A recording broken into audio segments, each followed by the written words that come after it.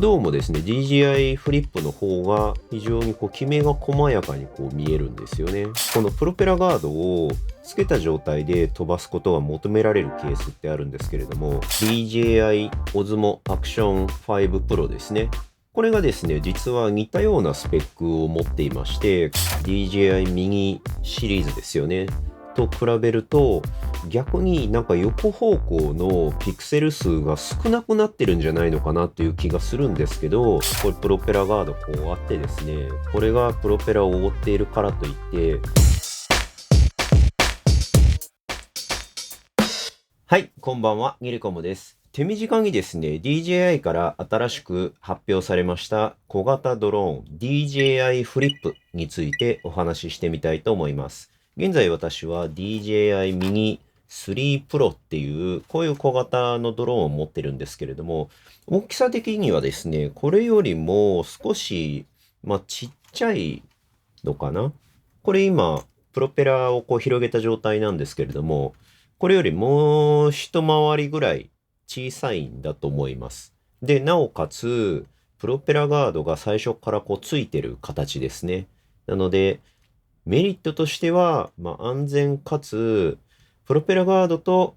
この DJI Mini 4 Pro を、Mini 3 Pro ですね、セットで持ち歩くよりは、非常にコンパクトになると。ちなみにですね、実際のプロペラガードどれくらいの大きさかっていうのをお見せすると、こんなでっかい箱に入っててですね、実際出してみると、はい、両手で持ちきれないので、プロペラガードの左側、右側か、片っぽだけ出してみたんですけれども、これをですね、このようにですね、カポッと、プロペラにかぶせるように、覆うようにつけるのが、この DJI Mini 3 Pro であったり、DJI Mini 4 Pro で言われるプロペラガードなんですけれども、DJI フリップの場合は最初からこれが一体化されてて、かつ結構コンパクトにできてるらしいんですね。なので、そういった持ち運びのメリットっていうのはあります。航空法上って言いますか、国土交通省の無人航空機の、包括申請とか個別申請を出そうとすると、このプロペラガードをつけた状態で飛ばすことが求められるケースってあるんですけれども、例えば離島とかに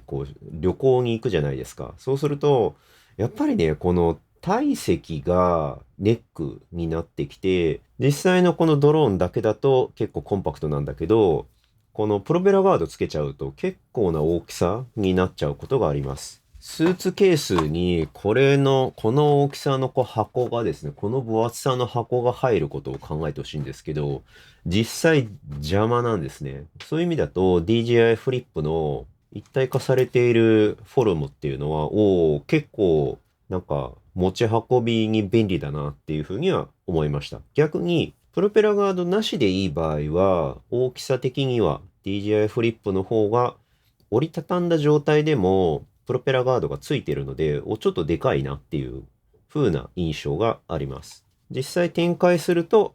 DJI フリップの方が小さいんだけれども、折りたたむと DJI Mini 4 Pro、Mini 3 Pro の方がちっちゃくなるっていうことですね。もう一個ちなみに小ささだけで言うなら DJI Neo っていう機種がありまして、重量で比べるとこの DJI Mini 3 Pro、Mini 4 Pro が 249g 未満と。DJI Neo は 135g ということで、DJI Neo が一番ちっちゃいんですね。だが、センサーサイズが DJI Neo は2分の1インチセンサーサイズなのに対して、この DJI Mini シリーズと DJI フリップは1.3分の1インチですね。なんか小数が分母に来ると結構計算難しいんですけど、2分の1インチよりは1.3分の1で分母がちっちゃくなるので、そんだけセンサーサイズはでかくなるっていうことですね。で、この差っていうのは結構でかくて、実際に動画の取り比べた比較も見てみたんですけど、明らかに DJI Neo の方が荒い感じがします。これはもう携帯性手軽さとのトレードオフなんで、ある程度しょうがないかなと思います。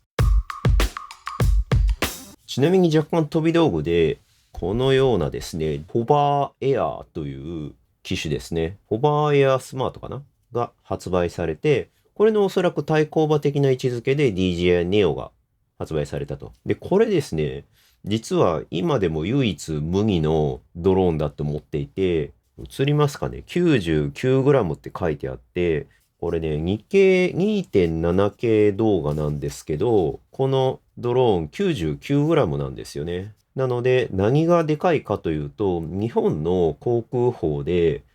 100g 未満の機体っていうのは無人航空機のカテゴリーに入らないというか、航空法の制約を受けませんから、そういう意味だと各種の申請ですね、が航空法的にはいらなくなると。もちろん、例えば飛ばす場所のエリアによっては地主の許可が必要だったり、例えば国立公園だったら国有林を管理している団体の許可が必要だったり、いろいろ必要だったりはしますが、航空法の影響を受けないっていうので、この機体っていうのは意味としては結構大きいんですね。DJI Neo は 100g 切れてなかったので、そういう意味だと、ちょっとね、なんか中途半端かなと、日本の市場としてはですけどね、とは思います。センサーサイズと解像度の話に戻すと、この DJI Mini 3 Pro と Mini 4 Pro、そして DJI Flip ともに全部1.3分の1インチセンサーサイズと。で、かつ 4K60 フレームの HDR 対応ですね。カタログスペック的には同等の解像度、同等のセンサーインチサイズなので、同じように映りそうなんですけれども、実際に撮影された動画の比較を見てみると、やっぱり明らかにね、DJI フリップの方が、コントラストが綺麗というか、暗いところから明るいところまでのグラデーションが非常に明確に出てて、かつ、同じように48メガピクセルのはずなんですけれども、どうもですね、DJI フリップの方が非常にキメが細やかに見えるんですよね。おそらくセンサーの世代が変わったので、その分、カタログスペック的には同じように見えても、実質上のなんていうんですかね、分解能が上がったみたいな風に捉えています。小笠原に持っていったこの DJI Osmo Action 5 Pro ですね。これがですね、実は似たようなスペックを持っていまして、これもですね、4K60 フレーム HDR 対応で、かつ13.5ストップのダイナミックレンジを持っています。なので、HDR 対応ですよって同じように歌っていても、太陽の光だったりとか、暗いところだったりとかで、非常に威力を発揮する。例えば、明るい太陽の光に向かってドローンを飛ばしたとき、カメラを向けたときに、ピカーッと太陽の真ん中のマシンのところが明るく照らされてるんだけれども、それで周りが白飛びしづらくてですね、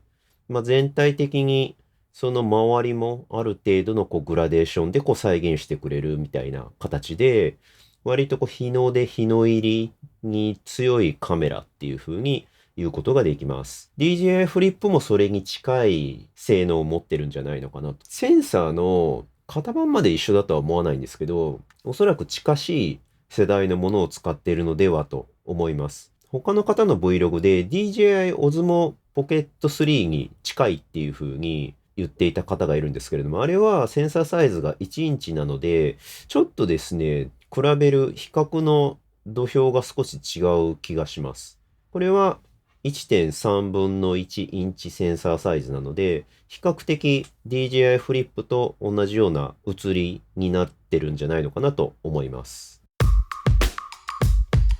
ただね、ちょっと謎だなと思うことを挙げると、DJI フリップの場合、どうもそのセンサーサイズが4対3なんですよね。4対3ですと。で、DJI Mini 3 Pro とか DJI Mini 4 Pro はセンサーサイズが16対9なんですよ。なので極端なこと言うと横に長い 4K 対応のテレビで見た時の縦横比と同じに作ってあるんですけど、DJI フリップの場合、縦動画も比較的撮りやすいように 2.7K で縦動画が撮れることを意識していて、どっちかっていうと横が短く縦に長い。縦横比がとにかくそんなに横長じゃなくて、どっちかっていうと、横長長方形、ちょっと正方形に近づいたみたいな感じになってるんですね。なので、それを考えると、16対9の画面にぴったり収まるように画素がこう敷き詰められている DJI ミニシリーズですよね。と比べると、逆になんか横方向のピクセル数が少なくなってるんじゃないのかなっていう気がするんですけど、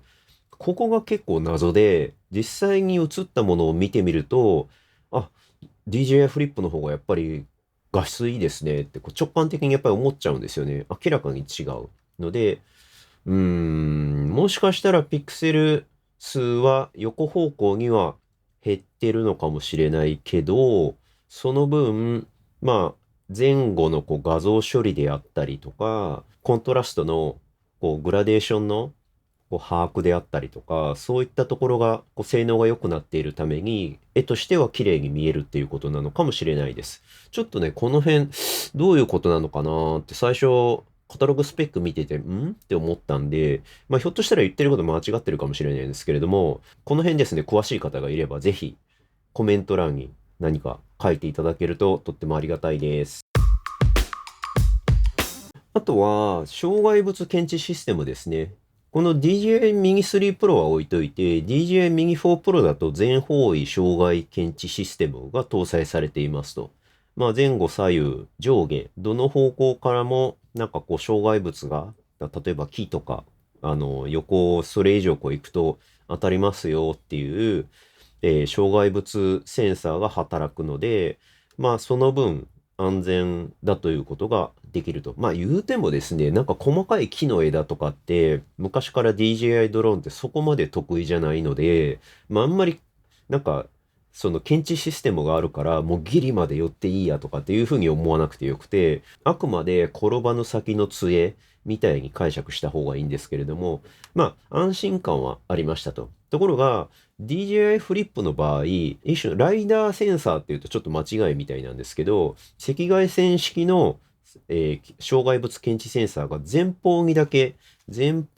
こうついてるらしく、前方の安全っていう意味だといいんですけど、横とか上から何かこう来た時は非常に弱いんですね。その点やっぱり気をつけて使う必要があると思います。まあね、考え方としては DJI フリップはその代わり最初からプロペラガードが常についているので、まあ横にガションってこう当たったとしても大丈夫でしょうっていうことだとは思うんですけれども、とはいえですね、私のようにこう自然の中で山とか川とかにこうドローンを持ってって飛ばす場合って結構な確率でですね、木の枝に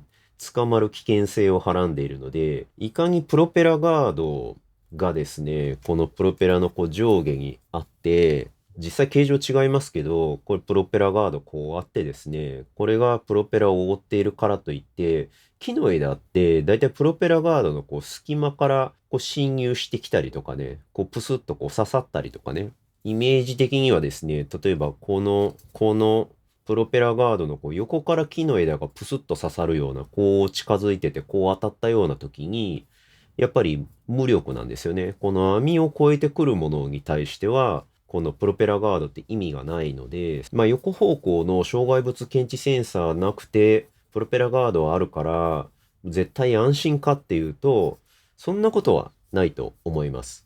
まあ例えば、人間がですね、この辺にいて、例えば、うっかりこう体に当たってしまうとかね、比較的その的が大きい場合は話は別なんですけど、やっぱりこう指とかうっかりこう、入れようとしたら、まあ入っちゃいますし、当然回転するプロペラに当たると指怪我しちゃいますし、ちっちゃい子供さんとかだと危ないので、プロペラガードがあるから安心かっていうと、そんなことはないと思います。ので、気をつけて買った方がいいと思います。ただですね、DJI フリップ、全般的にですね、初心者が手軽にこう持ち運べて、比較的安全で、まあまあコンパクトで、っていう意味で、こういろんなバランスよくできた機体だなと。プロペラガードばっかり持って喋っててもあれなんで、まあこの DJI ミニシリーズですね、もう比較的安全なドローンですし、これプロペラガードつけたら同じことなんですけれども、まあ手軽さっていう意味だとね、やっぱり DJI フリップの方が上かなと思うので、どういった方にあのドローンがおすすめかっていうと、全くそのドローン持ってなくて、これから1台買って試そうかな。だが、まあ最初から回転翼がむき出しのやつは怖いなっていう時には DJI フリップっていうのは間違いなくおすすめです。手軽にパタンパタンパタンと4つの羽をですね、広げて取れるっていう手軽さっていう意味だと明らかにあちらの方が上だと思います。ただ、プロペラガードがなしでいい場合の持ち運びの手軽さ、ちっちゃさっていう意味だと DJI Mini 3 Pro、Mini 4 Pro の方が良いので、そういう場合はこちらの方を選んだ方がいいかなという気がします。さらに、画質を求めるのであれば DJI Mavic 3 Pro であったりとか、もっと上位機種ですね、もありますので、そちらを選ばれた方がいいかなと思います。ちなみにこの DJI Phantom 4 Pro っていう機種なんですけれども、非常にでかいです。サイズ的にこんだけ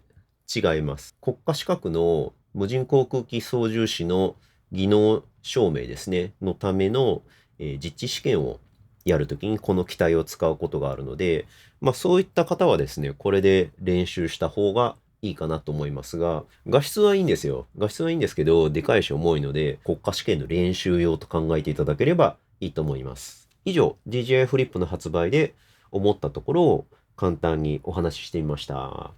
面白かったら、いいね評価とチャンネル登録をよろしくお願いします。ミリコムでした。